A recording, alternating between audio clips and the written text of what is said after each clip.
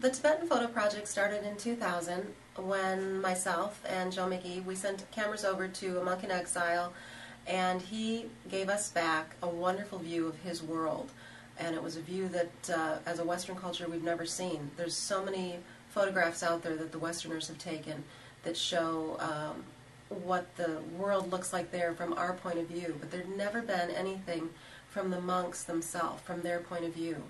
And in fact, when the cameras were first received by this monk, the first thing he said was they had no culture based on photography.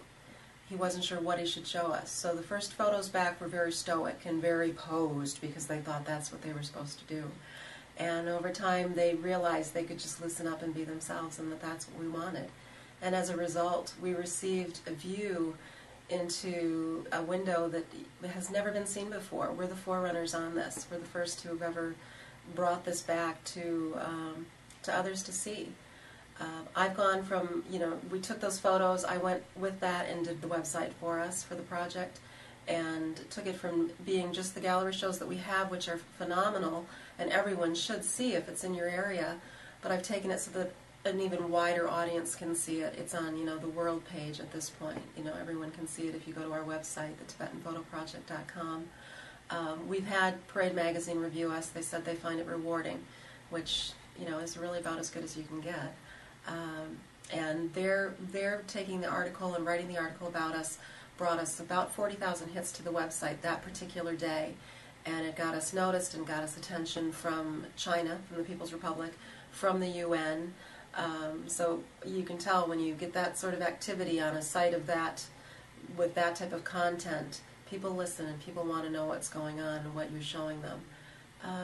We've been very blessed with what we've received, and we've met some great people. We have a gentleman over there that basically just through the luck and belief that he was honest in who he was, an integritist, we sent him a camera, we sent him money to purchase a computer, and he did a documentary film showing us again what he wanted us to see of the life in exile.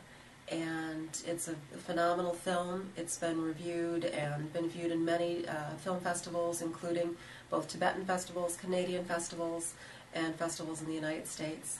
And then we've taken, also Joe's gone over, and I'm hopeful to go over with him again next year. But he's shot footage, and we've incorporated that into basically how we became the Tibetan Photo Project and where we're hoping to go with this. And again, it's been very enlightening to those who've seen it.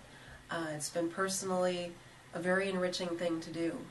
We tend to get wrapped up in our own worlds. I do acting and modeling. I'm an assistant director.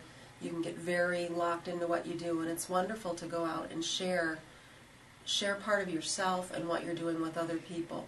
And the Tibetans are a culture that is so important, and they're such a wonderful people that it's a shame to just let that go away. And if China was given their free reign to do what they wanted, they would go away. They would no longer be with us. They'd be an extinct, culture, and we can't let that happen. Centenary College in Shreveport, Louisiana, and Antioch College, which has one of their campuses in Los Angeles.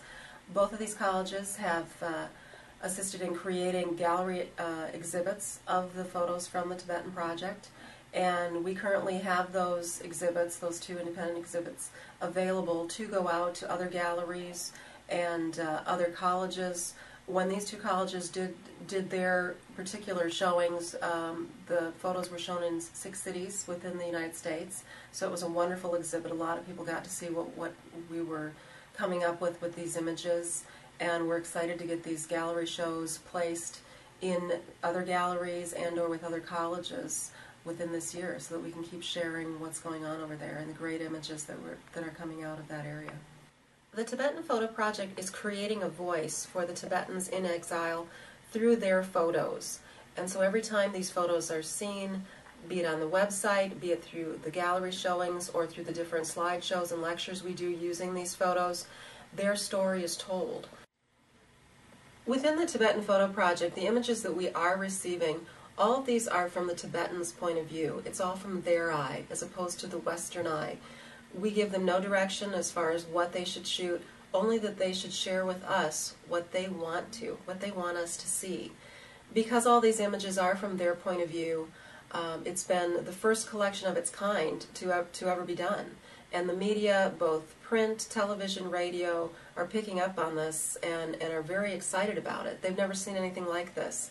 So as a result, again, their voice is being shared with many, many people all over the world. The next goal for the Tibetan Photo Project is the Tibetan Photo Project Filmmakers Education Centers in India. And what we want to do with that is we want to set up hopefully 5 different centers where we have the computers with the programs on them that can be used to edit films, as well as the cameras, so that the Tibetans can go in, they can check out a camera, they can go out and shoot their own documentary type films, they can come in, they can learn the process of how to edit the films. We are in contact with a Tibetan over there that is very well schooled and educated in filmmaking, so we're hopeful that he will come on board as one of the instructors for this. And ultimately what we would do is we would turn these centers over to the Tibetans. And the reasoning behind this is we realize that though we're doing what we can right now, eventually we need to be able to pass this to someone else. And who we want to pass it back to is the Tibetans, and allow them to continue to keep sharing their voice and sharing their story through their own photos and documentaries that they're producing and putting out there, so that their voice will not be forgotten and that they will be heard.